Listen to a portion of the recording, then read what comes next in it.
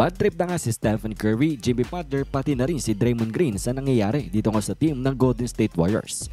Well, after ng another loss nga nila, and this time sa kamay ng NBA champions na OKC Thunder, ay ang Golden State ay meron na ngang 6-6 record dito nga sa season, kung saan after ng kanilang napakagandang start ay down to 9 seed bigla itong Golden State.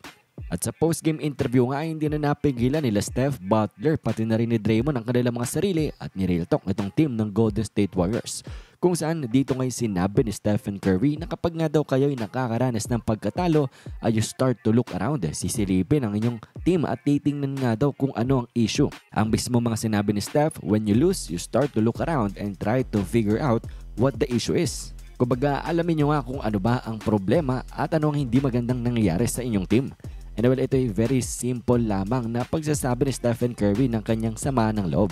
Pero itong si Jimmy Butler medyo nag-level up kung saan sinabi niya na everybody has to be honest with themselves nga daw. At sinasabi niya na ang mga player daw sa kanilang team ay kinakailangan magsakripisyo para nga daw sa ikabubuti ng kanilang koponan. Ito pakinggan natin ang saglit itong si Jimmy.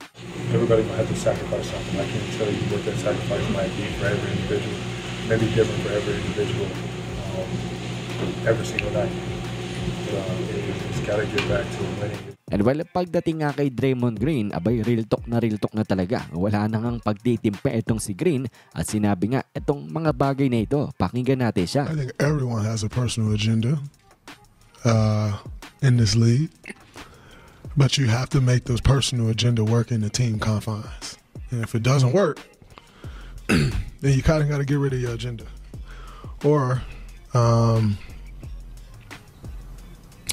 eventually the agenda is the cause of someone getting rid of you. And well, ang real talk neto nga ni Draymond Green ay I think alam niyo naman na kung sino ang kanyang tinutukoy dito. Sabi nga dito ni Draymond Green na lahat nga daw ng player sa NBA ay merong personal agenda.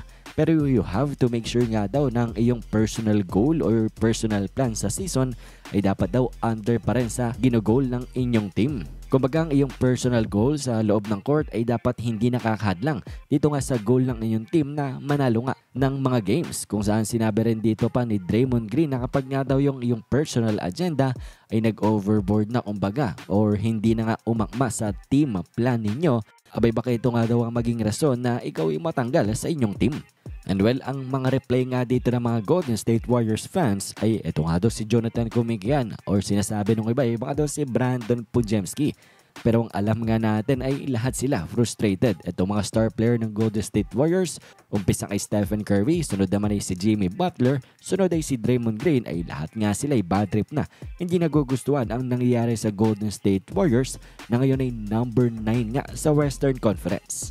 So definitely masasabi nga natin na medyo affected nga ang team chemistry ng Golden State nang dahil nga sa pagkatalo nila lately ng maraming games.